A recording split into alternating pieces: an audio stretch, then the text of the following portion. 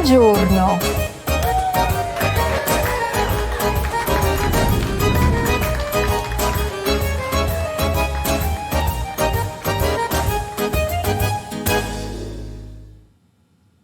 Buongiorno, bentornati.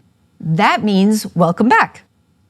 Today we will talk about the southernmost island of Italy, Sicily, which is also the largest island in the Mediterranean, as we learn more fundamentals of Italian grammar and expand our vocabulary. We will dive right into it with a very brief description of the island in Italian. Please read along out loud with me if you'd like to try your new knowledge of pronunciation. Cominciamo. Let's begin. Oggi parliamo della Sicilia. La Sicilia è l'isola più grande dell'Italia e del mare Mediterraneo. È un'isola triangolare. Si chiama anche Trinacria. Ecco la bandiera della Sicilia. La Sicilia ha una storia ricca e lunga, dai tempi dei Greci e dei Romani fino ad oggi. Ci sono tanti templi antichi a Siracusa. C'è un vulcano attivo, il Monte Etna. C'è anche lo Stretto di Messina, con i mostri Scilla e Caridi del poema di Omero. Was that the most Italian you've ever heard in your life? No worries. Let's unpack it together. Did you recognize some words from last time?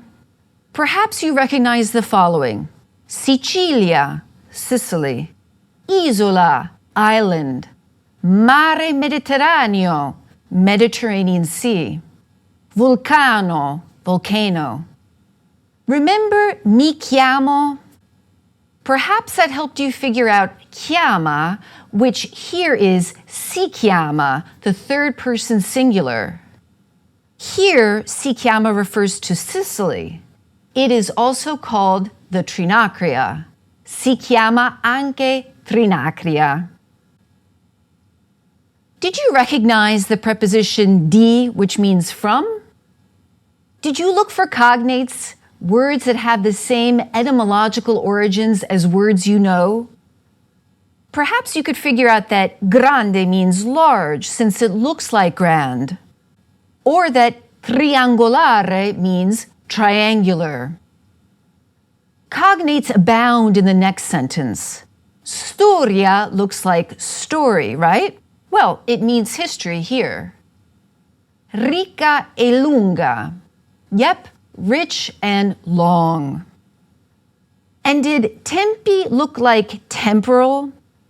Dai tempi dei Greci e dei Romani, from the times of the Greeks and the Romans.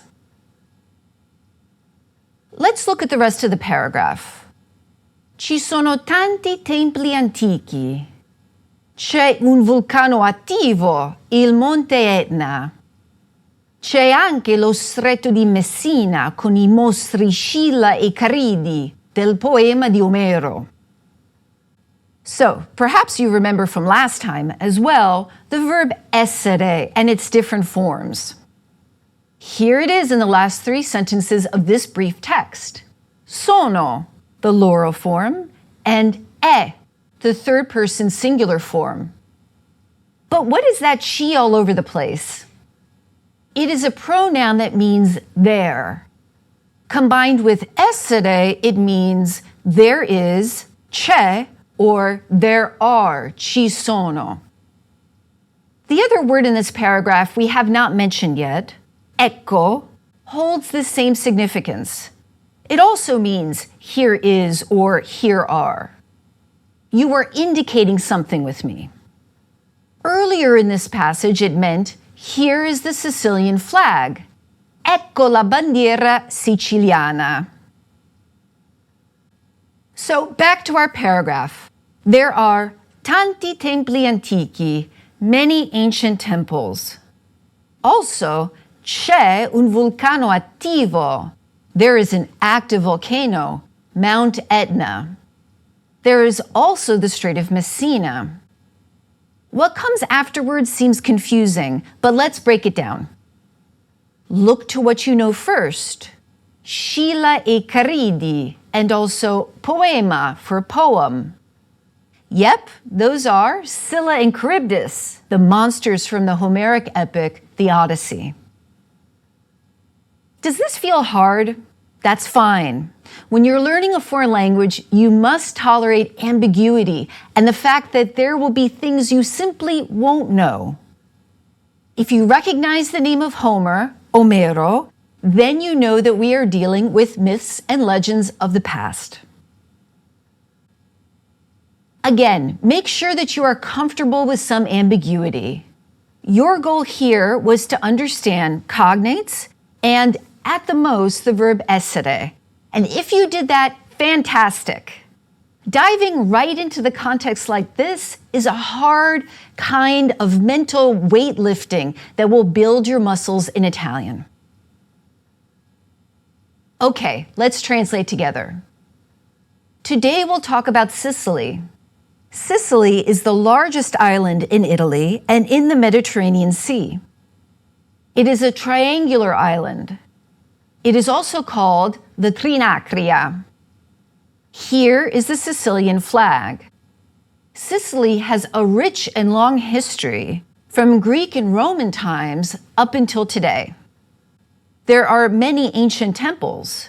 There is a volcano, Mount Etna. There is also the Strait of Messina with the monsters Scylla and Charybdis from Homer's poem. There are many other aspects to Sicily's rich culture and history, in addition to its role in classical myth and legend. It's an island that has contributed to numerous aspects of Italy's literary and cinematic history, so much so that we'll also discuss Sicily again in a subsequent lesson. 2 Nobel Prizes in literature come from Sicily. You may already be familiar with Sicily because of its importance in the history of the Italian diaspora. For many of you with Italian heritage, Sicily is the motherland. The large waves of immigration from Italy to the Americas came mainly from Sicily and other southern regions, which have traditionally had less economic development and fewer opportunities. We are beginning this course's travels around Italy with this island to honor this history. So today, we will study nouns and definite and indefinite articles. For these, let's go back to the paragraph I read for you near the beginning of this lecture. There are 2 specific principles for nouns in Italian. Like other Romance languages, but unlike English, Italian nouns have a precise gender. They are either masculine or feminine, and the gender is an essential part of the noun. You can't change the gender of a noun. Secondly, nouns change their endings based upon quantity or number. For example, isola is a singular feminine noun. Vulcano, on the other hand, is masculine and singular. I'm sure you'll notice a pattern once we look at a bunch of these words together. Please repeat them after me. Isola, bandiera, città, montagna, vulcano, capoluogo, giorno, computer. Bravi. Feminine nouns end in A or an accented vowel, whereas masculine nouns end in O or a consonant. Those last ones are generally foreign words like computer, but also film. There is a third group of nouns, however. Please repeat them after me. Madre, capitale, regione, valle, padre, monte, mare, fiume. Bravi! Nouns that end in E can either be masculine or feminine, as you can see. There are some tricks to get around that ambiguity, which we will discuss ahead, though you might have to consult your dictionary. First of all, nouns that end in ione, ione, are mostly feminine. Let's now turn to some other particular nouns that break with some of these rules.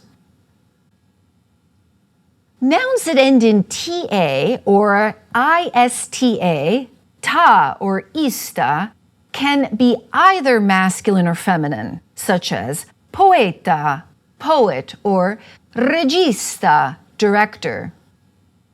However, nouns that end in ma, like problema, are masculine. Also, some nouns that end in nte can be either masculine or feminine, words like cantante.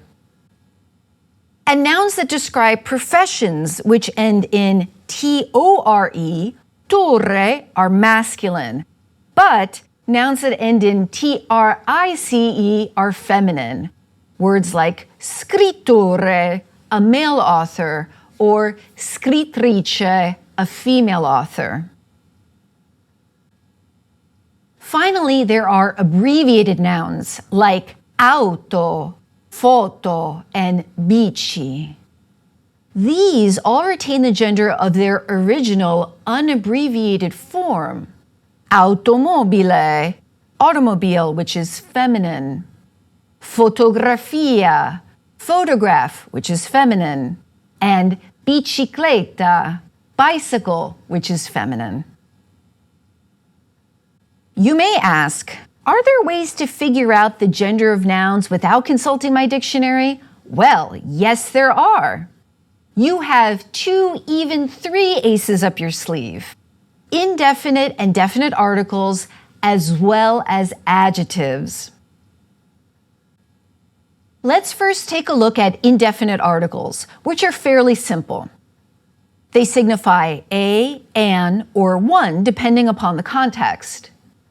This means, of course, that they can only be used with singular nouns.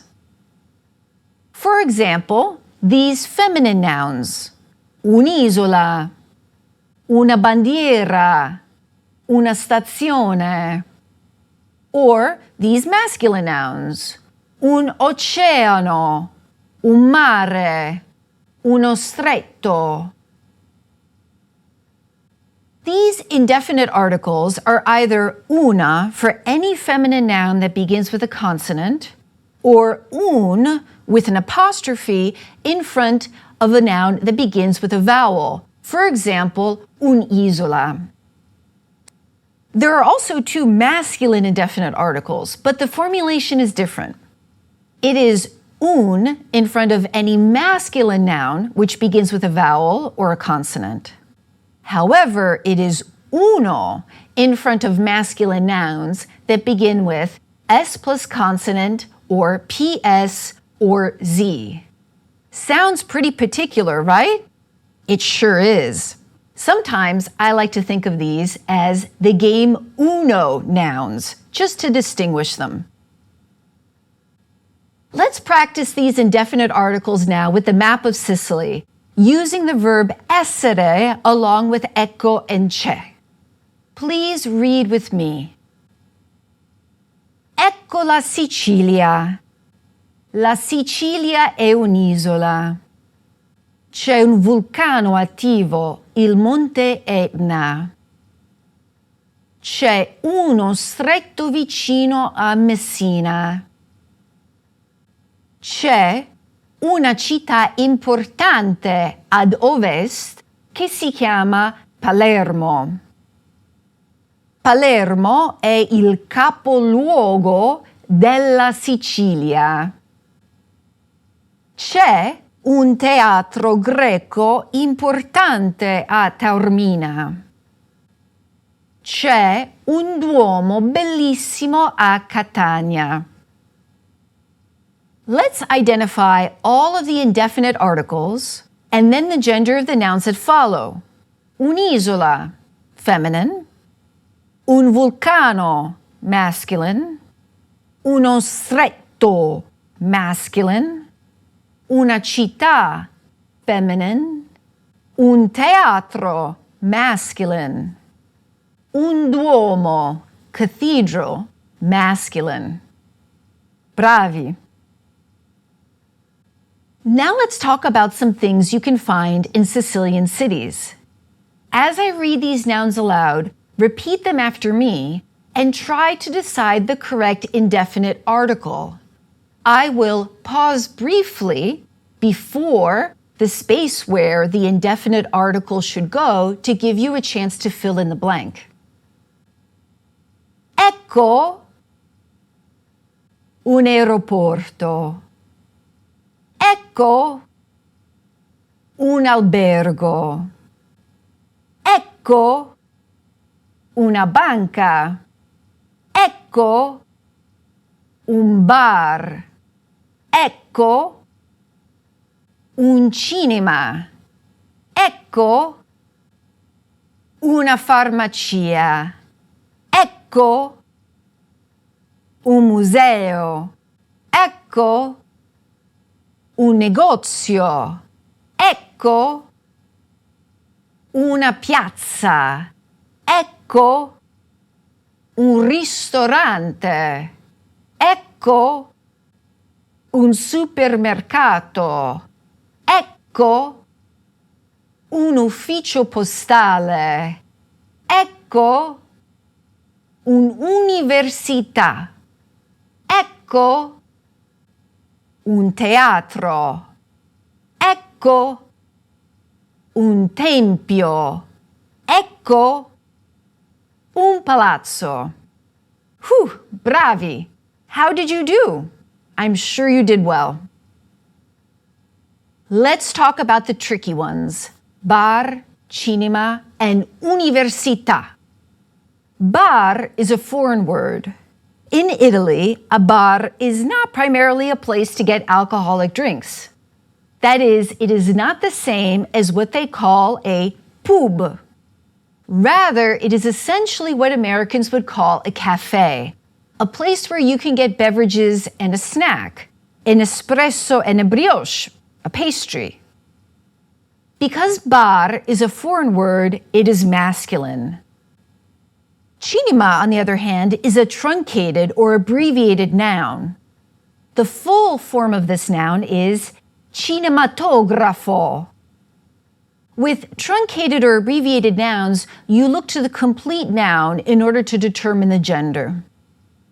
Since it ends in O, it is masculine. Finally, università. Maybe it wasn't that tricky.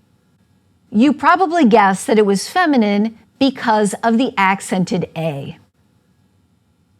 Indefinite articles are important signs of the gender of a noun. If you learn nouns with their definite articles, however, then you will never be left wondering about their gender. So let's talk about definite articles. Definite articles are simple in English. We have the word the, which never changes. Not so for Italian. Did you notice them as they appeared in our opening text for this lesson? They were those little words like la, il, and lo. You saw this with la Sicilia, il capoluogo, la bandiera, and so forth. These are singular definite articles. Like indefinite articles, they can also help you understand whether a noun is masculine or feminine. They are definite because they are referring to a specific item.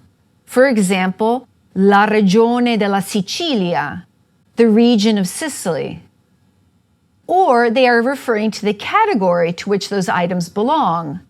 Il mare can mean one specific sea, or it can mean the sea in general. There are 4 definite articles in the singular. While la is feminine, il and lo are only masculine. However, la with an apostrophe can be masculine or feminine. Let's take a look. Please read with me. L'isola, la bandiera, la stazione, l'oceano, il mare, lo stretto. The feminine definite articles are either la for any feminine noun that begins with a consonant or l with an apostrophe in front of a noun that begins with a vowel. For example, l'isola. So there are two feminine definite articles, just as there were with the indefinite articles. There are, though, three masculine definite articles, just to make things complicated. It is L plus apostrophe in front of any masculine noun which begins with a vowel, il in front of a masculine noun that begins with a consonant, and lo in front of masculine nouns that begin with S plus consonant or PS or Z. I like to think of uno and lo as the unique masculine articles. Let's practice the singular definite articles with our sampling of places we used before. Since we figured out their gender earlier when we determined their indefinite articles, it should be easier to add the definite articles now. Again, I will pause briefly right before the space where you should insert the definite article. Ecco l'aeroporto. Ecco l'albergo. Ecco la banca. Ecco il bar. Ecco il cinema. Ecco la farmacia. Ecco il museo. Ecco il negozio. Ecco la piazza. Ecco il ristorante. Ecco il supermercato. Ecco l'ufficio postale. Ecco l'università. Ecco il teatro. Ecco il tempio. Ecco il palazzo. Bravi. Do you remember the answers to this activity with the indefinite articles? If so, then you notice the difference between definite and indefinite articles, correct? We saw that difference especially with masculine nouns that begin with a vowel. Those definite articles have an apostrophe, the L apostrophe. Okay, it's time to prove to ourselves how much we've learned in the past 25 minutes.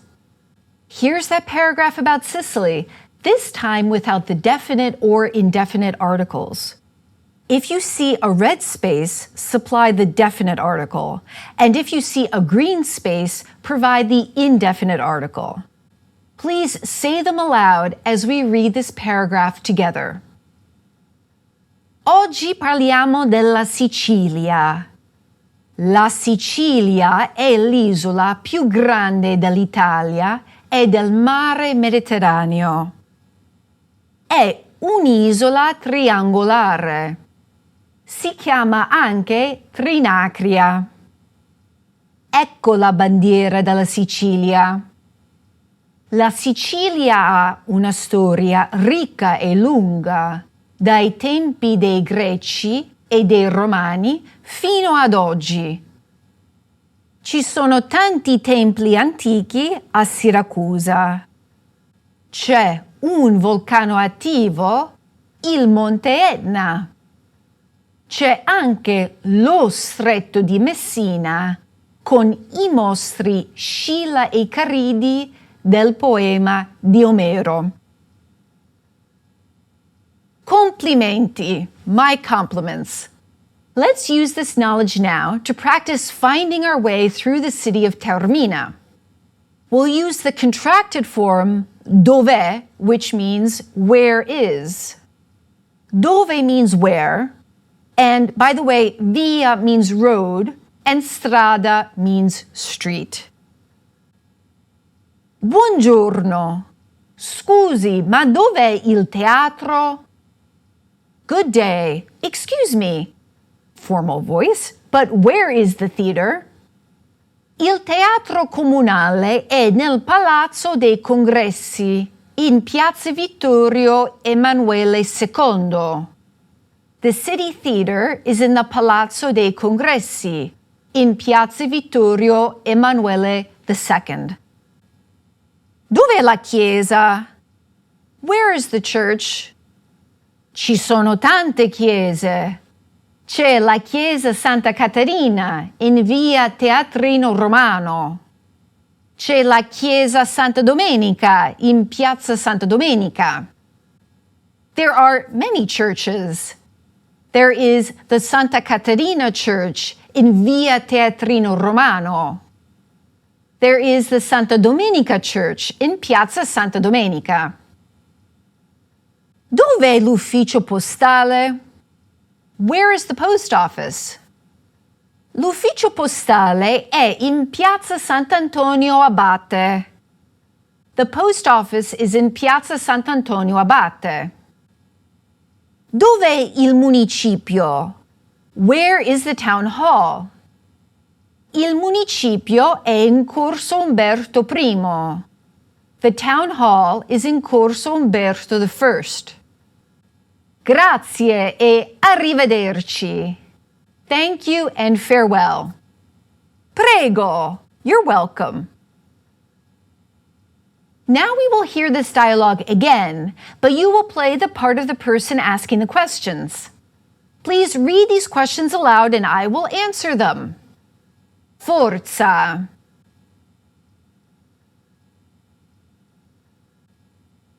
Il teatro comunale è nel Palazzo dei Congressi, in Piazza Vittorio Emanuele II. Ci sono tante chiese. C'è la chiesa Santa Caterina in via Teatrino Romano. C'è la chiesa Santa Domenica in piazza Santa Domenica.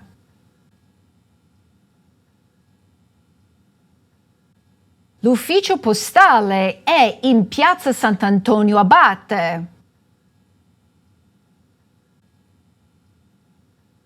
Il municipio è in Corso Umberto I. Prego! Bravi! I hope that you have enjoyed our first taste of Sicily.